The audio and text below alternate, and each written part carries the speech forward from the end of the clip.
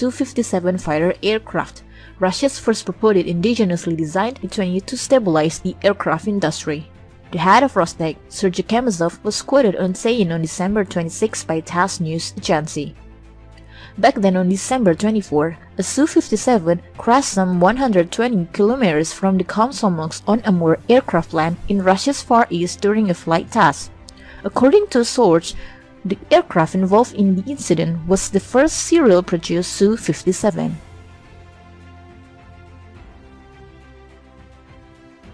Earlier this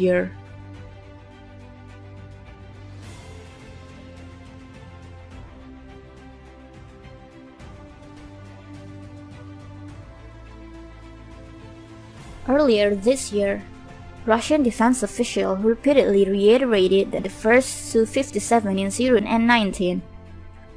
Initially, the service was expected to take delivery of 2 Su-57s in 2019 and 2 more in 2020. However, the Chief of Staff of Russian Armed Forces, First Deputy Defense Minister, General Valery Gerasimov, stated in December that a Su-57 was still undergoing flight tests. The Russian Air Force is currently testing 10 Su-57 prototypes, 4 of which reportedly have flown combat mission in Syria.